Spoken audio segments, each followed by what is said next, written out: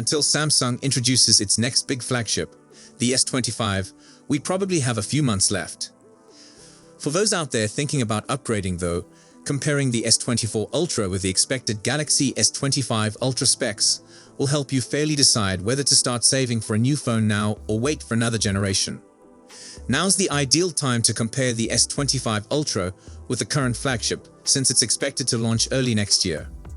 Although the S24 Ultra ranks highest among all Samsung phones, the question is whether the S25 Ultra will have sufficient fresh features to inspire consumers to consider shelling over the money to upgrade to a new phone. To examine how the Galaxy S25 Ultra stacks against the Galaxy S24 Ultra, if history holds, we will see the Galaxy S25 Ultra hit stores somewhere in early 2025, maybe in January or February, but it is too early in the rumor cycle to determine exactly when it will arrive.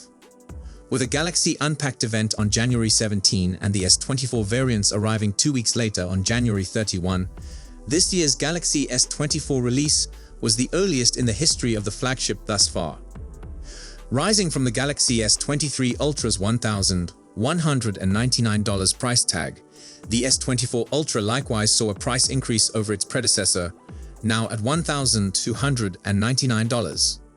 That price might rise even more for the S25 Ultra, according to analyst Ming-Chi Kuo, who says the Snapdragon 8 Gen 4 expected to run the next flagship could influence the phone's price. But for now, nothing more specific has surfaced. The Galaxy S24 Ultra already offers a big 6.8-inch screen, but the S25 Ultra could expand it up slightly. Noted leaker Ice Universe revealed back in August that the forthcoming S25 Ultra will feature a 6.86-inch display. Not a major difference, but one that puts it in sync with its competition, Apple's iPhone 16 Pro Max. What's notable about the larger screen is Samsung's tip to shave down the flagship's bezels, decreasing the phone's total dimensions despite the bigger display. The same source indicated the S25 Ultra will be 77.6mm broad, a small dip from the 79mm width found on the present S24 Ultra. We've also heard claims that Samsung is switching to rounder corners for the S25 Ultra and ditching the squared-off corners its Ultra phones have featured since the S22 Ultra. Between the curvier shape, thinner bezels, and narrower frame, the S25 Ultra should be a bit easier to hold for long periods than its predecessor.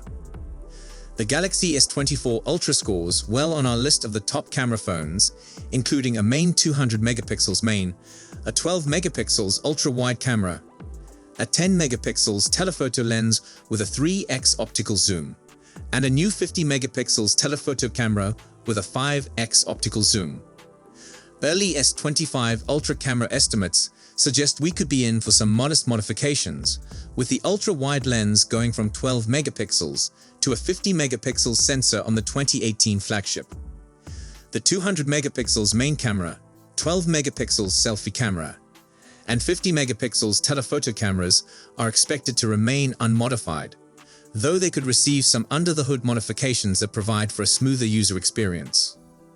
Rumor has it the telephoto lens on the S25 Ultra will acquire variable capabilities that may feature fixed focal lengths between 4 to 5x zoom, and then again between 6 to 7x zoom, hence accelerating the process when capturing video. Another claim indicates Samsung may drop the second telephoto entirely, leaving the S25 Ultra with 3 camera lenses instead of 4. Given the use of the Snapdragon 8 Gen 3 in the S24 Ultra, odds are the S25 Ultra will sport a Snapdragon 8 Gen 4 CPU. Qualcomm has previously said we'll be seeing the Snapdragon 8 Gen 4 in October, which ties up with an early 2025 release for Samsung's flagship series. Another reliable report claims that the S25 Ultra might feature faster UHF 4.1 speeds, which would boost the phone's performance even more. RAM capacity could also receive a raise, going from the 12 gigs found on the current Galaxy S24 Ultra to 16 gigs with the Galaxy S25 Ultra. That would make it more able to manage multitasking and addressing Galaxy AI inquiries. Speaking of AI features, odds are the S25 Ultra will add more once it debuts, similar to what we saw with the S24 range, but there's no indication yet on what those could be.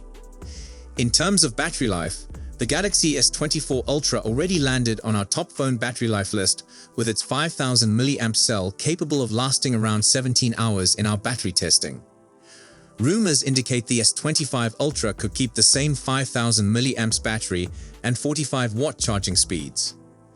It's still a bit early to tell definitively whether you should consider upgrading to the Galaxy S25 Ultra when it comes out. Based on what we know so far, the hardware enhancements over the S24 Ultra appear minimal.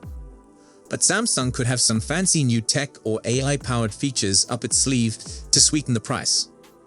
Given that Apple came out as the clear frontrunner in our iPhone 16 Pro Max and S24 Ultra face-off, Samsung has a lot of ground to cover with its next flagship phones. We should learn more about what to expect from the S25 Ultra as we move closer to launch. But in the meantime, it may be worth holding off on upgrading for now. Now the Galaxy S25 Ultra versus the S25 Plus. We may easily consider 2024 as good as over when it comes to major device releases.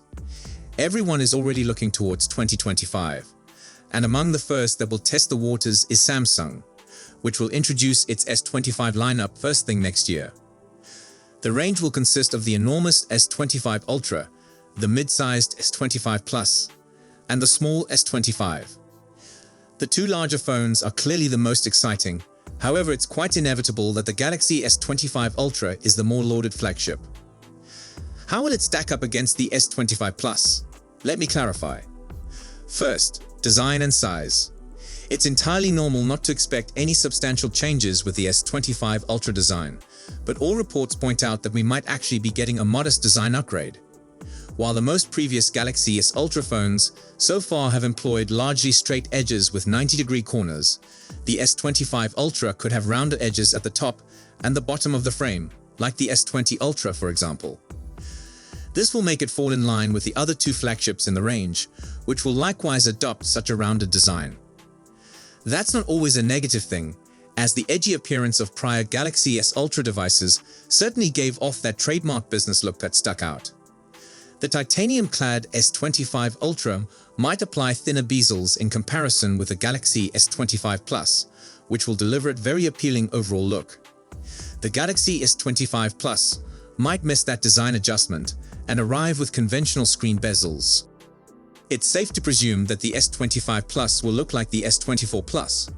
The rumor mill thinks we should not expect any substantial modifications, other for a slightly smaller 7.3mm body, in contrast to the 7.7mm one on the S24 Plus. A more compact gadget is always good, especially when it doesn't come at the expense of battery reduction. And it looks Samsung is keeping the battery size unchanged. We also expect the S25 Plus cameras to adopt a ring design that reminds us of the Galaxy Z Fold 6, which could offer it a classy look, but won't impact the entire experience too much. The omnipresent S Pen will be available on the S25 Ultra as well, although the Galaxy S25 Plus won't get this additional. Both the Galaxy S25 Ultra and Galaxy S25 Plus will adopt the same flat design style with a single display punch hole for the camera. IP68 water and dust resistance will be featured on both the Galaxy S25 Plus and S25 Ultra. No extra buttons here, these are not iPhones. As for display differences, the Galaxy S25 Ultra will come with the same 6.8-inch dynamic AMOLED 2X screen like its predecessor. It will undoubtedly obtain the smooth 1:120Hz refresh rate, as well as the beneficial anti-reflective coating which lowers glare. We think that one area in which the S25 Ultra might get a raise is the peak display brightness, where most flagships these days compete. There won't be any modifications to the S25 Plus display spec sheet as well. It will come with a 6.7-inch dynamic AMOLED 2X display at the front with HDR support, QHD plus resolution, and super smooth 1:120Hz refresh rate. We hope that Samsung extends the anti-reflective coating to this one as well, as it will increase the screen legibility a lot. Performance-wise, despite the reports that Samsung would shift to MediaTek for its future flagships, we still expect the Qualcomm Snapdragon 8 Gen 4 to tick and click within both of these Samsung flagships. Interestingly, Samsung has already done that with the Galaxy Tab S10, which comes with MediaTek Dimensity CPUs on deck. One of the reasons for Samsung contemplating MediaTek's products is a tiny but essential one: cost cutting. Apparently, Qualcomm has been increasing the cost of its flagship chips. Thus, Samsung is obviously in the right to examine its choices.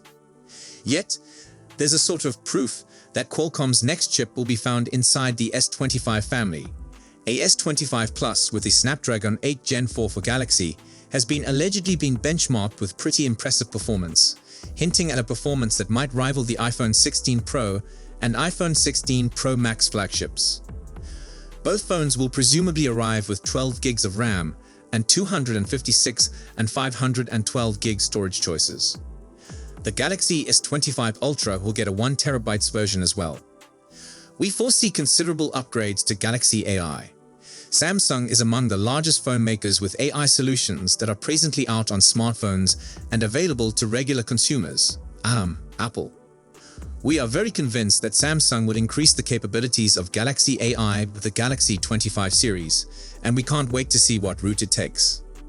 Seeing that the Galaxy S24 Ultra is now sitting near the top of the camera score test, holding its own very well against both the iPhone 16 Pro Max and Pixel 9 Pro XL opponents, we are very happy with Samsung's camera performance lately.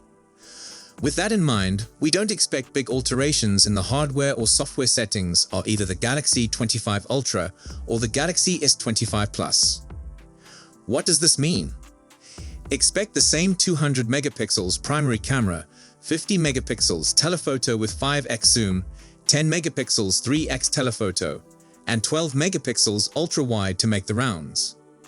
Yes, thanks to software advancements, they might produce somewhat better photographs and movies, but you are unlikely to notice a substantial difference if you're coming from a Galaxy S24 Ultra or even an older Galaxy S Ultra flagship, to be honest.